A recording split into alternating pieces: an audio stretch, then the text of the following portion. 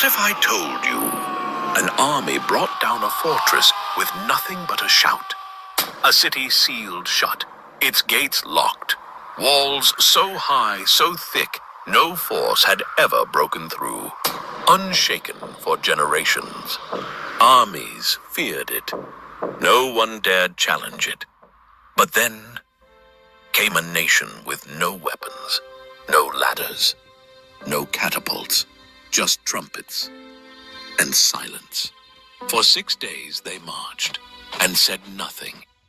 But then on the seventh day, what happened next would shake the world and echo for generations.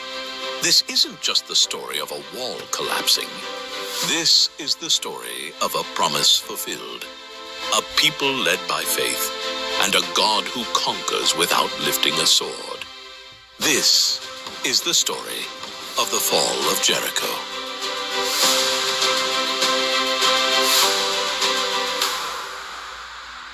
After 40 years in the wilderness, the journey was nearly over.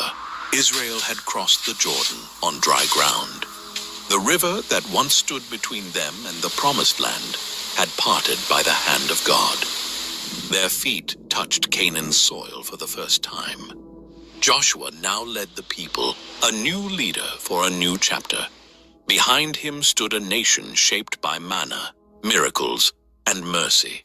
Ahead of him loomed a city like no other, Jericho.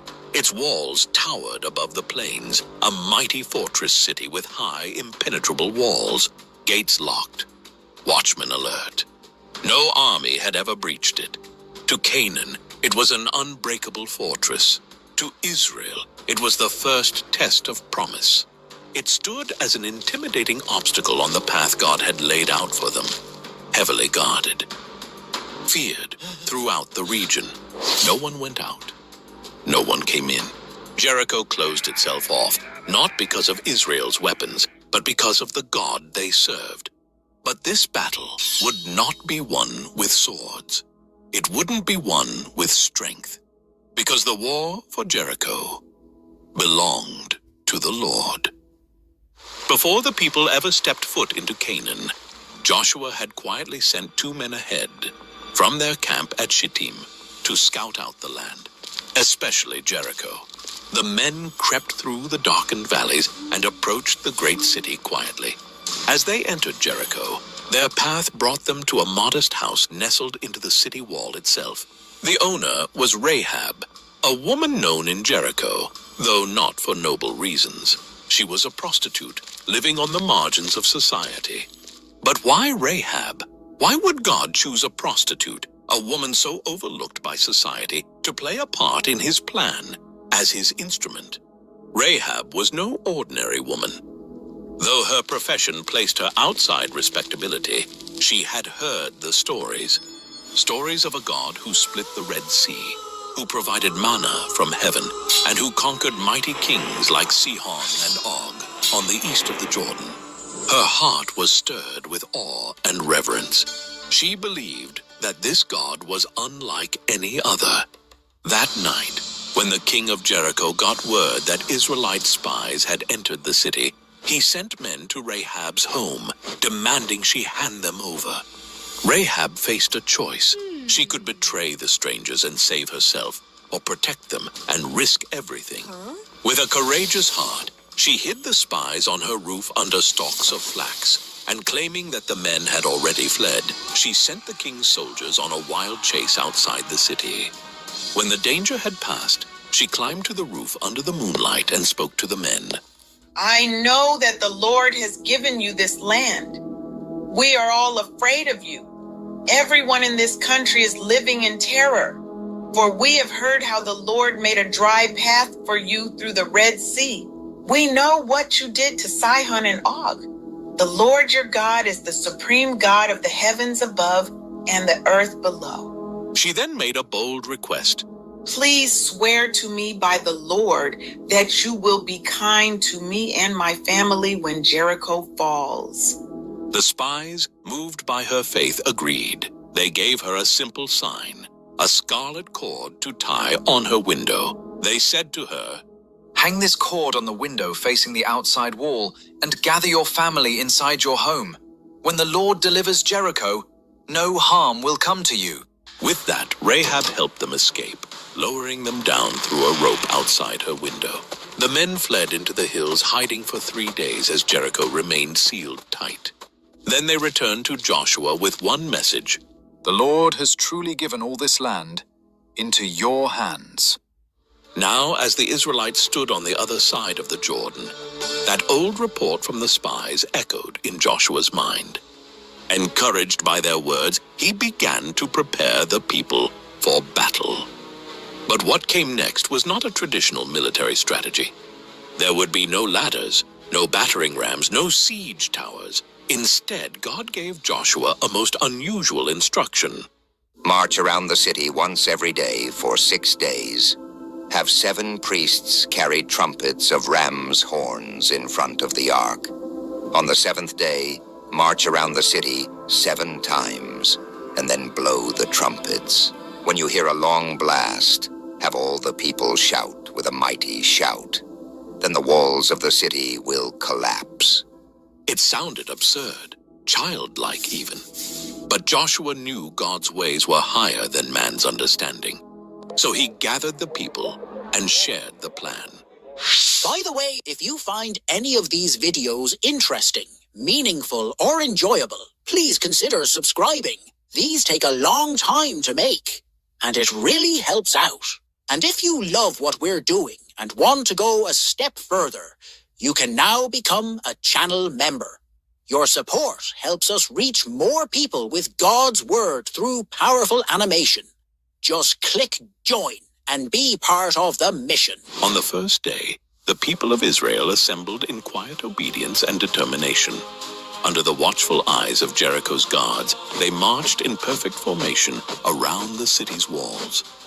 At their forefront, 7 priests carried the Ark of the Covenant, the sacred symbol of God's presence among them. As the procession advanced, the only sound to pierce the heavy silence was the deep, haunting blast of 7 ram's horns, echoing like a divine call through the air. The guards peered from the city walls, puzzled by the strange procession. By the 2nd and 3rd days, the soldiers on the walls began to sneer and mock. Is this some childish ritual? No attack, no fight. What trick is this? But by the 5th and 6th days, laughter turned to unease. The endless circling, the silence except for the horns. It was no ordinary battle. The mood in Jericho changed. Markets emptied. Windows closed. Fear started to ripple through the soldiers as they stood stiff on the walls, their eyes fixed on the Israelite camp. They marched, and still, not a word was spoken. They marched, and Jericho watched. The stage was set. The people of Israel had obeyed. The ark had been carried. The priests had sounded their horns. And the walls waited. As the first light of dawn crept over the horizon, the camp of Israel stirred with purpose. This was no ordinary morning. Today was the 7th day, the day everything would change. From the top of Jericho's walls, guards watched with wary eyes.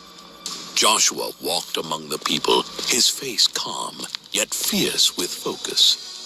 The priests took their positions, carrying the Ark of the Covenant with reverence. 7 of them held Ramses' horns close to their lips, waiting for the moment. The people fell into formation behind them, all ready. The command was clear: march. And they did. Once, twice, 3 times, 4, 5, 6. From the walls, Jericho's watchmen no longer mocked. They stood frozen and terrified. Then came the 7th lap. The priests raised their horns and blew a thunderous blast. The signal. Joshua turned to the people, his voice rising above the echoes of the horns. Shout, for the Lord has given you the city. And in that moment, they did. From thousands of Israelite voices came a roar unlike anything the city had ever heard. A holy battle cry, full of faith, fury, and fire. The earth seemed to tremble beneath their feet. The sound cracked through the air like a storm over the mountains. And then it happened. A groan, a rumble, a crack. The ground beneath Jericho shifted. The mighty walls, those thick, towering walls built to keep enemies out, buckled inward, as though pressed by the weight of the heavens. Stones burst like splinters, foundations collapsed, watchtowers crumbled into heaps of dust. Screams echoed from within the city. In seconds, Jericho's unbreakable defense became nothing more than rubble. Israel's warriors rushed in. The city, now exposed, fell quickly. But one house, one section of the wall, remained intact. The home of Rahab. Surrounded by her family, her parents, her siblings, even distant relatives, she held her breath. She had obeyed. She had believed. And now she could only trust. Then, two figures rushed in. It was them. The same spies she had once hidden under flax on her rooftop. Now they had come to keep their word. "Rahab," they called. "Come quickly, come!" Just as they had sworn, the spies led Rahab and her family out of the city before the destruction was complete. Rahab and her family were brought outside the camp of Israel for purification. But her story didn't end there. She wasn't just spared. She was welcomed, adopted, brought into the people of God. Her past no longer defined her. Her faith did. The rest of the city was burned, and everything in it, except for the silver, gold, bronze, and iron, was set apart for the Lord's treasury, because this victory belonged to God alone. As the smoke rose over the ruins, Joshua turned to the people and pronounced a curse upon the ruins of Jericho. "Cursed is the man who tries to rebuild this city. At the cost of his firstborn, he will lay its foundation. At the cost of his youngest, he will set up its gates." The victory at Jericho was more than just a military win. It was a spiritual triumph. It signaled to all of Canaan that the God of Israel was with his people. Word spread like wildfire. Kingdoms trembled. Kings began to form coalitions, fearing the approach of Joshua and his God-led army. But for Israel, the fall of Jericho was a test of obedience. Had they tried to take the city by their own methods, they would have failed. But because they obeyed, even when it made no sense, they saw God move in power. For Rahab, it was a new beginning. She was no longer Rahab the prostitute, but Rahab the faithful, grafted into the nation of Israel. She would go on to marry a man named Salmon from the tribe of Judah, and together they would have a son named Boaz, the same Boaz who would one day marry Ruth. From them came Obed, the father of Jesse, who was the father of King David. And generations later, Jesus, the Messiah. Yes, think about it. Rahab, a pagan prostitute from a condemned city, became a direct ancestor of the King of Kings. Why? Because she believed. Because she acted on that belief. Because she hid the spies, hung the scarlet cord, and entrusted her life to the God of Israel. The story of Jericho is more than just a chapter from ancient history. It's a mirror reflecting the power of God, his unchanging faithfulness, and his quiet call to trust him even when we don't fully understand. God's instructions to Joshua and the Israelites seemed strange. Marching silently around a city instead of charging it with swords, shouting only when told. It didn't make sense by human logic, but their obedience, even when it seemed foolish, unlocked God's miraculous power. In many ways, our lives are like that today. How often do we face moments where God's plans don't add up, where the path seems unclear and our faith is tested? Sometimes he asks us to move forward, step by step, without seeing the full picture. In those moments, obedience isn't easy. It often feels risky, even scary. But just as with Israel, obedience is the doorway to miracles. The Israelites did not conquer Jericho by their strength or clever strategy. They won by the hand of God. Our victories in life over guilt, brokenness, addiction, loneliness, injustice, temptation, and many more are not won by might or power, but by the Spirit of the living God working in and through us. And then there is Rahab. Rahab's story shines a light on a truth that can change everything. No one is beyond God's reach. No past is too dark. No mistake too great. Rahab was a woman with a complicated past, living on the edge of society, yet her faith saved her. And not only saved her, but made her part of God's plan for redemption. She became an ancestor of the Savior himself. Her story whispers hope to anyone who feels unworthy or forgotten, that God sees beyond who we were and calls us into who we can become. So, what walls are standing in your life today? Fear?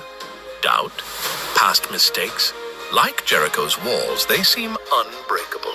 But when faith meets obedience, when you trust God beyond what you can see, those walls begin to fall. When God leads, victory comes. Trust Him beyond your understanding and watch what He will do.